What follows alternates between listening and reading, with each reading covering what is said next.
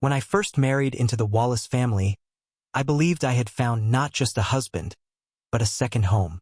They smiled in my face, called me daughter, and welcomed me with open arms, or so I thought.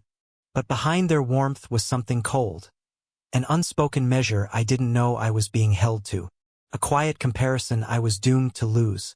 And when she came along, their perfect daughter-in-law, I was no longer welcome. I was disposable, so I disappeared, but not before planting the first seeds of what would become the slow unraveling of everything they held dear. This is the story of how they replaced me, and how I made sure they'd regret it for the rest of their lives. I met Adrian Wallace during our senior year of university. He had that effortless charm, the kind that made people lean in when he spoke. I fell hard and fast, and within 2 years we were married. His family, the Wallaces, were old money. Not flashy, just quietly powerful. They lived in a sprawling home that smelled of polished oak and generations of tradition. His mother, Evelyn Wallace, had a gaze that felt like she could see through skin and into bone. But she called me dear, and said she was thrilled to have me in the family. At first, I believed her. But things began changing almost immediately after the wedding. It was subtle. Dinners where I was left out of conversations. Gifting holidays where everyone received family heirlooms while I got scented candles or something small. Evelyn would correct me in front of guests when I spoke. "Oh, she doesn't really understand our customs," she'd say with a brittle laugh. Adrian noticed, but he never intervened. He called it nerves, told me to give it time. But time didn't fix it. Instead, it got worse. When I miscarried our first child, Evelyn didn't visit, didn't call. Adrian tried to explain it away. She doesn't want to say the wrong thing. But that silence felt louder than anything she could have said. The final fracture came a year later, during a Wallace family charity gala. Evelyn had always planned it herself, until she asked her to help. Her name was Tessa, beautiful, poised, and polished. She was everything Evelyn believed a Wallace woman should be. And she wasn't married into the family. Not yet. She was Adrian's ex-fiancée, the one his mother never stopped mentioning in passing. Tessa had such good instincts for floral pairings, she'd say. Or, Tessa always dressed so elegantly for events like these. When Evelyn invited her to help plan the gala, I saw the shift.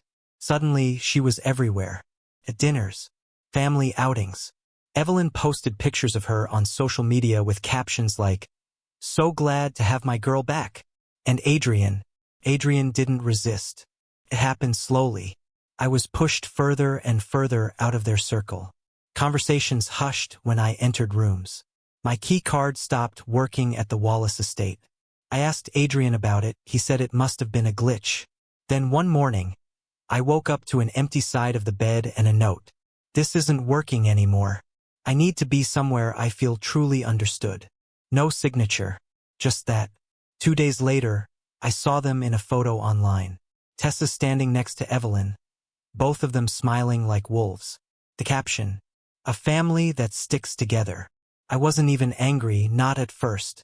I was numb. A fog settled over me, heavy and quiet. I went back to the small apartment I had before Adrian. I ate little, slept less, just stared at walls. And that's when I started remembering everything they ever said, everything they ever did, how they always believed money could silence, that being born into status gave them the right to destroy without consequence. They didn't just replace me, they erased me, and that's when I decided, if they were going to take everything from me, I'd return the favor. Not with violence, not with rage, but with patience and precision.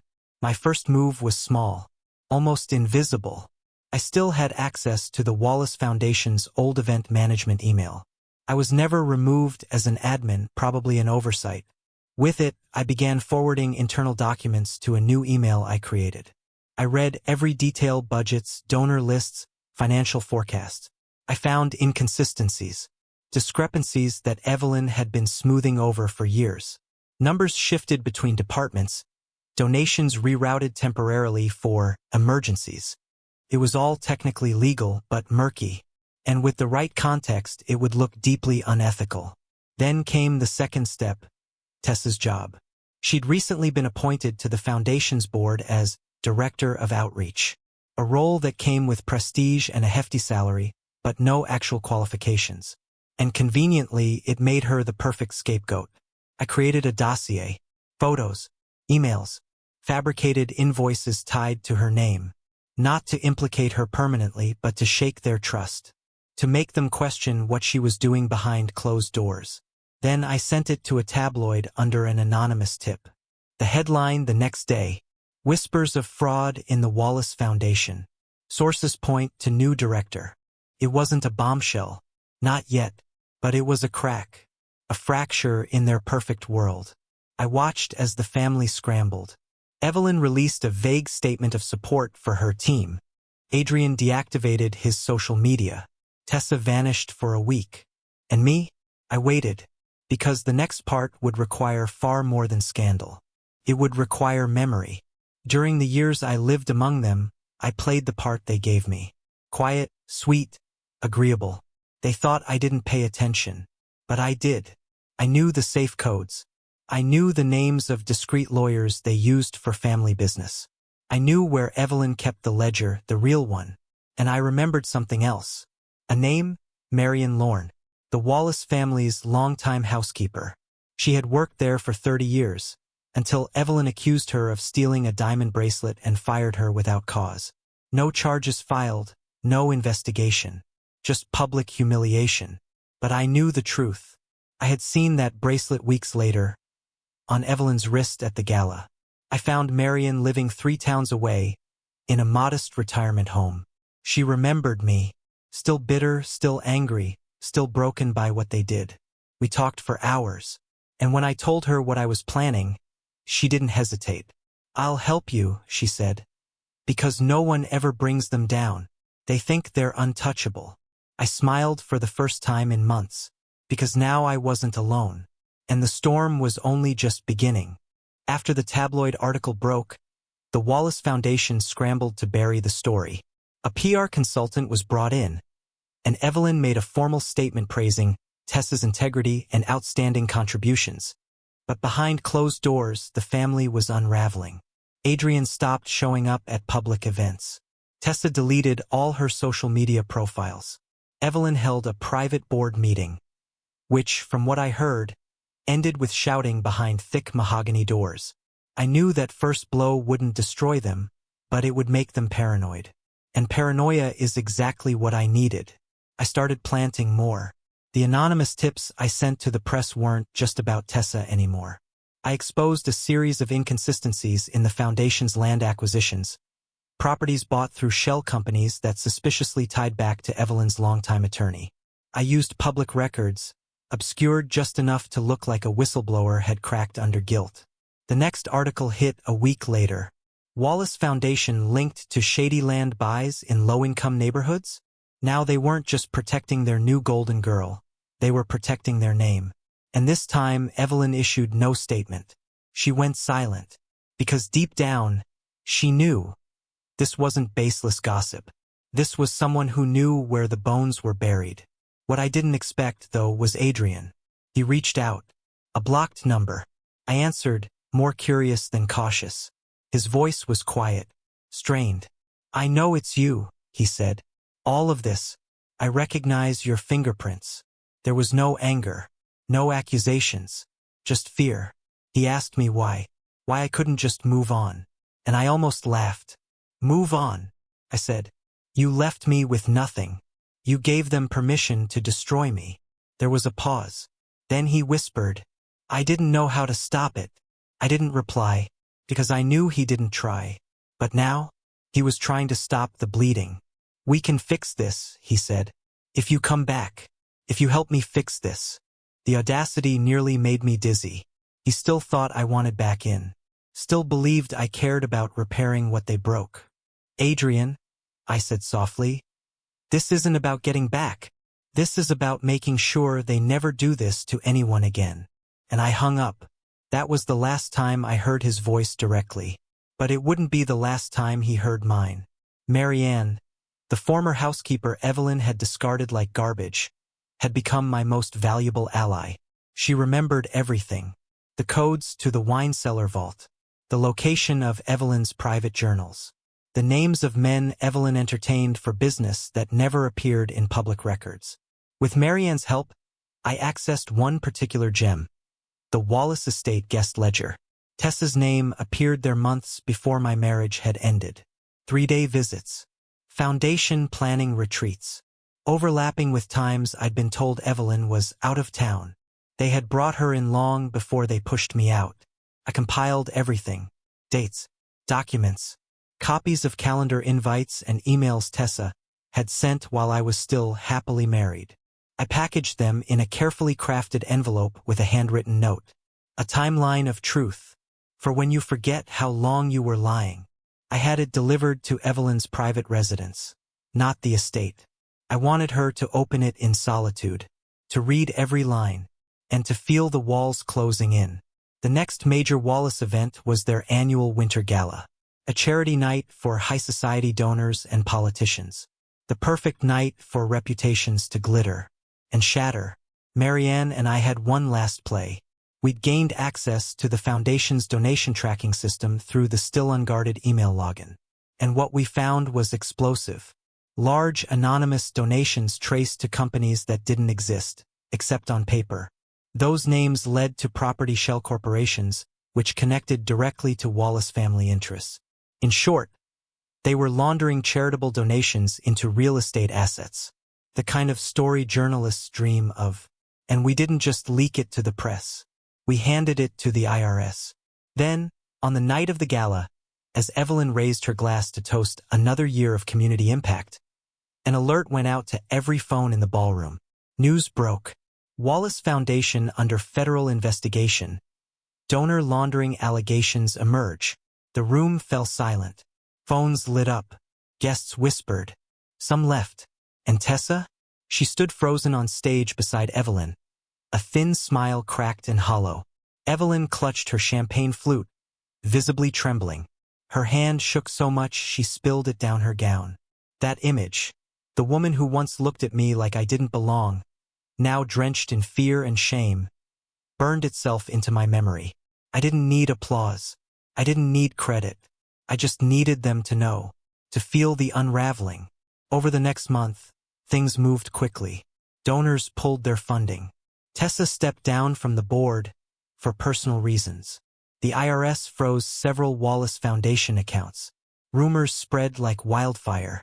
Evelyn stopped appearing in public entirely. Adrian issued a vague apology on social media that satisfied no one.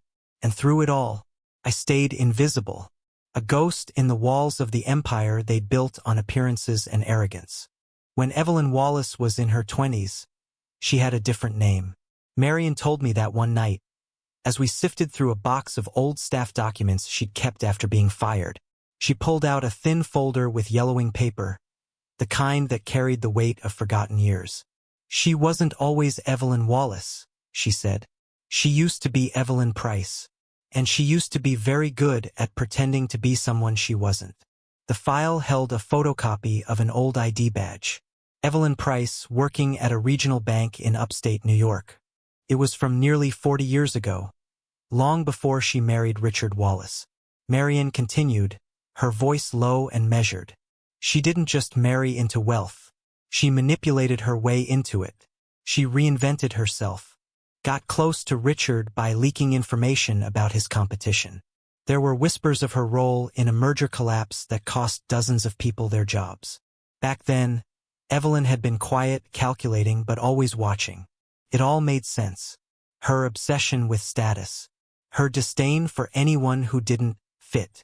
Her belief that worth was earned through proximity to power. And it gave me exactly what I needed. A history. A weakness. A truth she would never allow to be seen. I compiled a digital dossier.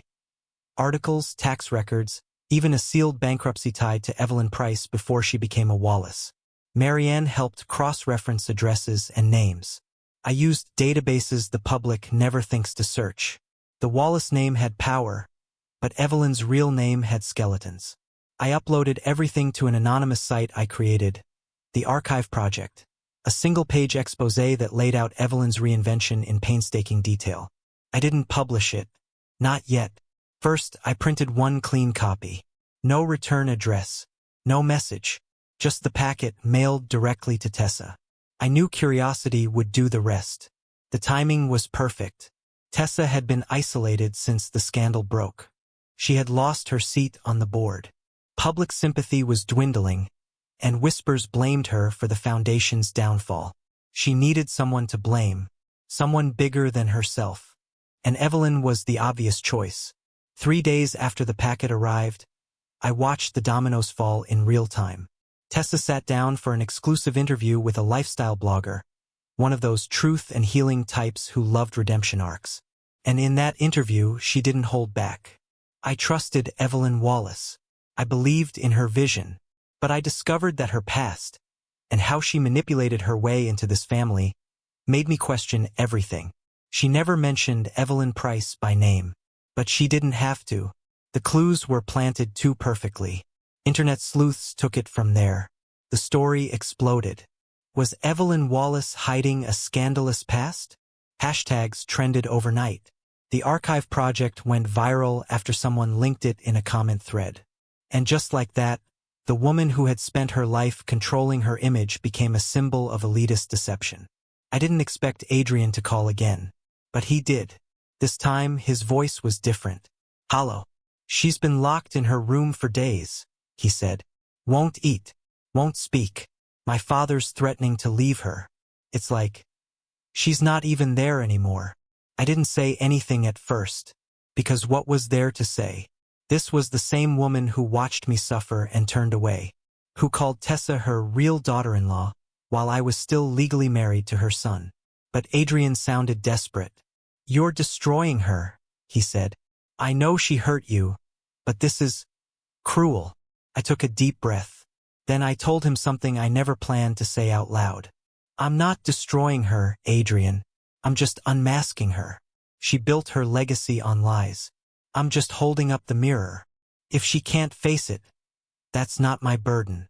He didn't respond. He just breathed heavily, then hung up. And I knew whatever love once existed between us had finally, completely died. But there was still one more thing left to expose. The Wallace family safe. Evelyn kept it in a small, climate-controlled room inside the estate's private library. Only 2 people knew the code, Evelyn and Marianne. It hadn't changed in over a decade. Marianne still remembered it, and she still had a key to the outer door. We waited until the family left town for an emergency wellness retreat. Marianne and I entered the estate like ghosts, moving quietly through halls that once held laughter and judgment and secrets. The code worked on the first try. Inside the safe, a treasure chest of sins, and signed legal agreements, blackmail letters, photographs of political figures with women who were not their wives, copies of falsified tax filings. It was a lifetime of leverage. No wonder Evelyn ruled with fear. She had dirt on everyone. And now, so did I. But I didn't want money. I didn't want revenge through threats. I wanted truth. So I photographed everything, encrypted it, sent it to 3 independent investigative journalists I trusted, anonymously, of course. Within 48 hours, the Wallace name was no longer associated with wealth and influence. It was now tied to corruption, deception, and betrayal.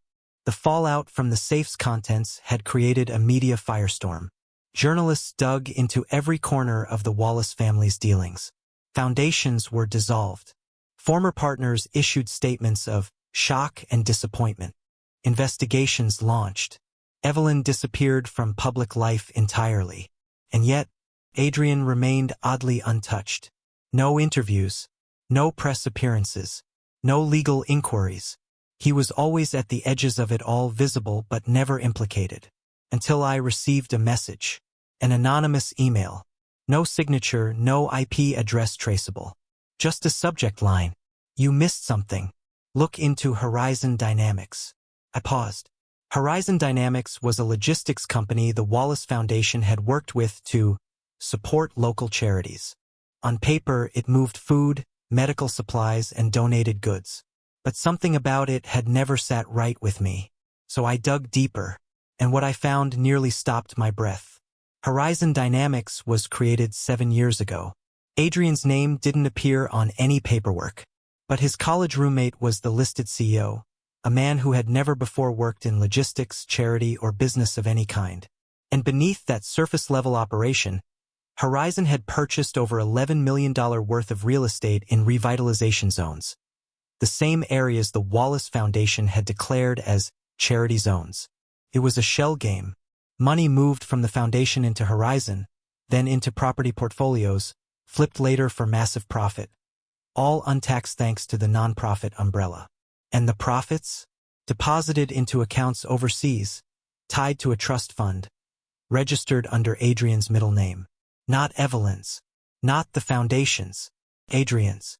He had hidden behind his mother's corruption. Let her take the fall. And all the while, he had been siphoning wealth into his own private empire. Not a puppet. Puppeteer. My hands trembled on the keyboard.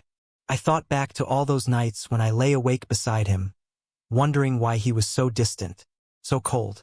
All those times he told me I was imagining things, that Evelyn was just overprotective, that I was too sensitive. It hadn't been indifference. It had been strategy.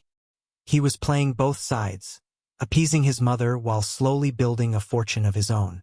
He needed a quiet, loyal wife, one who wouldn't ask too many questions. And when I started pulling at threads, he handed me over to the wolves.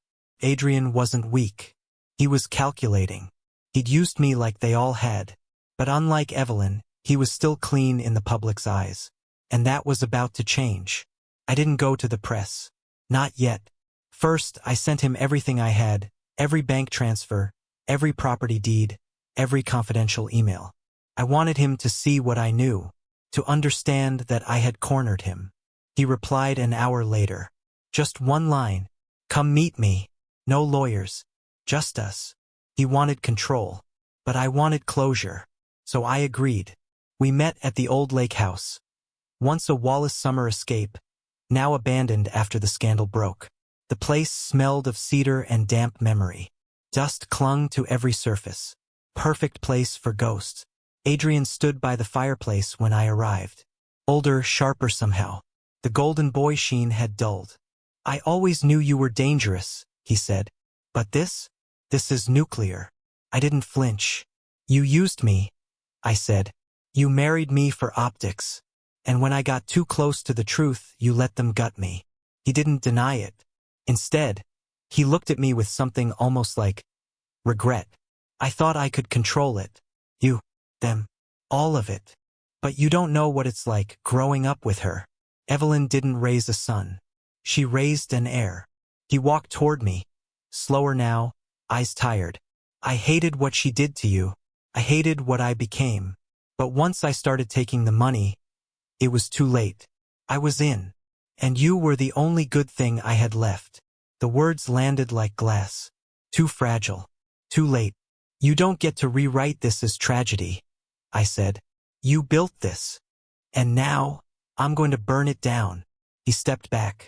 I left him standing in that hollowed-out house, watching as the last of his carefully curated lies collapsed like the walls around him. The next morning, I released everything. Every document, every transfer, every falsified foundation report connected to Horizon Dynamics and Adrian Wallace. The story exploded bigger than anything before. Adrian Wallace, secret architect behind Wallace corruption? He lost everything overnight. The board stripped him of his remaining titles. Lawsuits stacked up. Banks froze his accounts. And the man once hailed as philanthropy's future became a cautionary tale. And unlike Evelyn, Adrian had no loyalists left. He'd betrayed everyone. His mother, his foundation, his partners. Now he was alone, just like he'd left me. The news cycle devoured Adrian alive. His face plastered across headlines, podcasts, exposés. Horizon Dynamics was frozen by the Department of Justice. The Wallace Foundation officially dissolved, its remaining assets seized or absorbed into neutral hands. The family was radioactive. Evelyn was a recluse. Richard Wallace quietly filed for divorce after 37 years of marriage. Tessa vanished from social media. And Adrian? He was negotiating a plea deal behind closed doors, trying to buy mercy with information that might save him 5 years in a white-collar prison. But mercy wasn't mine to give. I wasn't after punishment. I was after obliteration. And that meant bringing forward one final secret. The one that had lived inside me all along. After I left Adrian, I returned to a life I'd carefully rebuilt.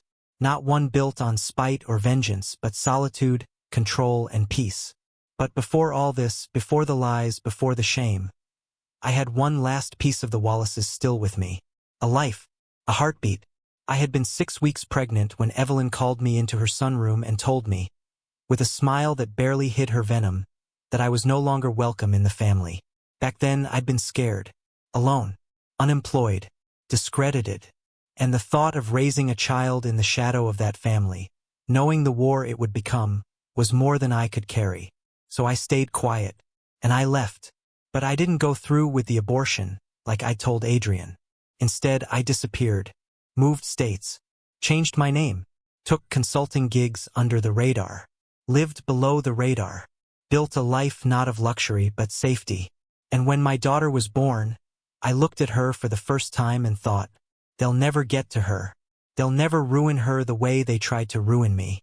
Now, 5 years later, my daughter's laughter filled our small home like sunlight. She had Adrian's eyes, but none of his darkness. And I knew what I had to do. I wrote a letter, not to Adrian, not to Evelyn, but to the media. A first-person essay, signed anonymously. I told my story, of being discredited, exiled, replaced, of uncovering a corrupt empire and dismantling it piece by piece, of choosing to walk away while carrying the weight of the very bloodline that had cast me out. They replaced me with someone who fit their fantasy, I wrote, but in doing so they lost their future, because their only heir is mine now. The article went live on a Sunday morning, and the world stopped to read it. Within hours, speculation exploded. Was it true? Did Adrian Wallace have a secret child? Was the entire Wallace dynasty, name, assets, everything, about to be inherited by the one woman they had discarded? The article didn't give names, but people knew. The timelines matched. The photos of a young woman pushing a stroller years ago. The sudden disappearance from public view. The subtle shift in Adrian's behavior during that same period. The Wallaces issued no statement, because what could they say? They'd already lost the court of public opinion. Now they'd lost their legacy. Weeks later, I received a letter. No return address, but the handwriting was Evelyn's. Tightly coiled cursive, precise and cold. You always knew how to win, even when you had nothing. I underestimated you. That won't happen again. I'll leave you with this. The world may believe you, but we both know what it cost you to destroy us. And someday your daughter will ask what you did, what you gave up, what kind of woman you became to burn it all down. I hope you're ready to answer. I held the letter in my hands, letting it burn against my fingers. Then I lit a match and watched it disappear, because Evelyn still didn't understand. I hadn't burned it down for revenge. I did it for protection. I gave up everything, so my daughter wouldn't inherit a lie. Now I live far from the world of penthouses and pearls, of gala nights and boardroom politics. My daughter and I spend afternoons in the park, eating ice cream too fast and racing down slides that squeak in the summer heat. No nannies, no chauffeurs, no screaming mothers-in-law on speakerphone. Just us. Sometimes I wonder what will happen when she grows older, when she asks about her father, when she wants to know the truth. And when that time comes, I'll tell her everything. I'll show her the woman I had to become to protect her future. Because in the end, I didn't just take everything they valued. I replaced it with something better, with truth, with freedom, with a legacy that couldn't be bought. They replaced me with someone perfect. But perfection doesn't survive truth. And now, they have nothing. No name, no power, no heir. Because everything they once owned now belongs to the woman they tried to erase. And the daughter they'll